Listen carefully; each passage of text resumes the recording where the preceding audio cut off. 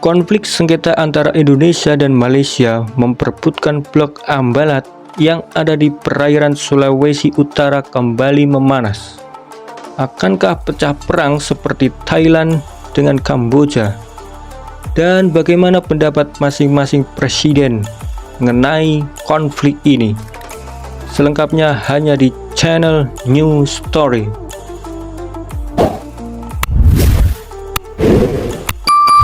Sengketa Blok Ambalat adalah konflik teritorial antara negara Indonesia dan Malaysia terkait klaim atas wilayah Ambalat di Laut Sulawesi. Ambalat adalah area laut yang kaya akan sumber daya alam, terutama minyak bumi dan gas alam. Kedua negara ini mengeklaim Ambalat adalah milik mereka berdasarkan batas wilayah laut masing-masing negara tersebut. Perbedaan dalam penentuan batas laut teritorial dan zona ekonomi eksklusif atau ZEE antara dua negara ini menyebabkan ketegangan politik dan militer. Perlu Anda ketahui, Malaysia itu mengeklaim blok berdasarkan peta tahun 1979 yang menggunakan metode pangkal lurus untuk menarik garis batas maritim. Namun metode ini menjadi kontroversi karena Malaysia bukanlah negara kepulauan seperti Indonesia, melainkan negara pantai yang seharusnya menggunakan garis pangkal biasa sesuai dengan Konvensi Hukum Laut Perserikatan Bangsa-Bangsa UNCLOS tahun 1982. Sementara Indonesia sendiri mengeklaim Blok Ambalat ini berdasarkan perjanjian tapal batas landas kontinen Indonesia-Malaysia yang ditandatangani pada 27 Oktober 1969. Dalam perjanjian ini menyatakan bahwa wilayah Blok Ambalat adalah milik Indonesia. Ambalat sendiri memiliki potensi gas alam dan minyak bumi yang sangat-sangat besar. Konflik pun semakin memanas ketika Malaysia memberikan konsesi eksplorasi minyak ke perusahaan Shell di Blok Y dan Blok Z yang tumpang tindih dengan wilayah Indonesia dan Filipina. Insiden pun sering terjadi, termasuk patroli kapal Malaysia yang masuk ke perairan Indonesia dan penangkapan nelayan Indonesia oleh otoritas Malaysia.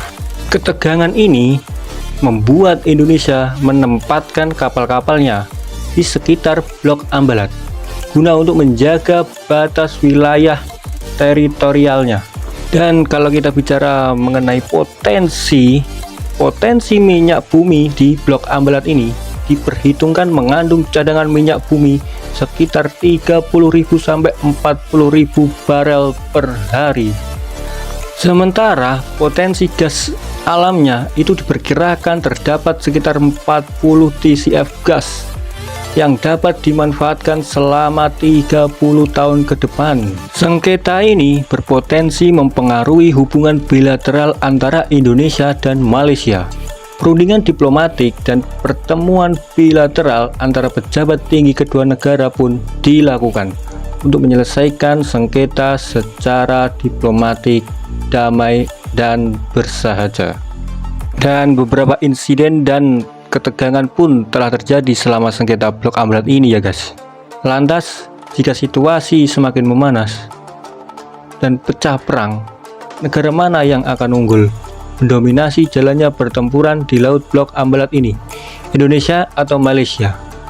Indonesia sendiri itu menduduki peringkat militer ke-13 secara global dan peringkat ke-8 di kawasan ASEAN.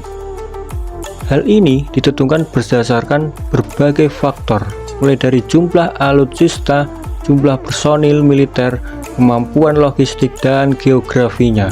Sementara Malaysia itu menduduki peringkat militer ke-42 secara global dan peringkat ke-20 di kawasan Asia Tenggara.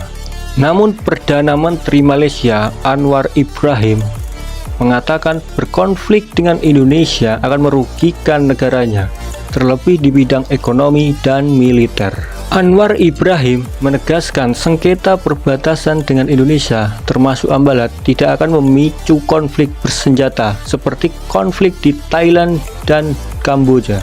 Ia menegaskan penyelesaian sengketa akan ditempuh melalui jalur diplomasi, bukan konfrontasi militer. PM Malaysia itu telah berdiskusi langsung dengan Presiden Prabowo Subianto terkait penyelesaian sengketa di Blok Ambalat ini. Dikutip dari Sekretariat Kepresidenan, Prabowo menyampaikan bahwa akan menerapkan kerjasama dengan Malaysia terkait Blok Ambalat ini. Dia menegaskan Pertamina dan Petronas akan mengelola sumber daya alam yang ada di Ambalat ini secara bersama-sama. Malaysia sendiri itu tidak ingin membangunkan macan Asia yang tidur puluhan tahun akan konflik ini, mengingat peringkat militer Indonesia itu jauh di atas negaranya secara global maupun secara Asia. Dan apalagi presiden saat ini di Indonesia itu dipimpin Prabowo Subianto dengan latar belakang militer. Pasti mendengar kata perang, Prabowo akan all in demi harga diri bangsa ini dan kedaulatan rakyat Indonesia. Jadi menurut kalian, bagusan mana dan keren mana kekuatan militer Indonesia pada saat zamannya Prabowo ini dengan kekuatan militer saat zamannya Presiden Jokowi? Silakan kalian baku hantam di kolom komentar di bawah ini.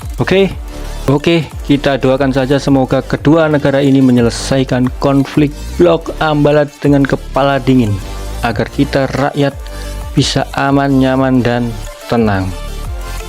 Tapi berbicara mengenai Prabowo ini, dia awalnya itu garang sekali, berbicara seperti NKRI harga mati, kedaulatan rakyat nomor 1.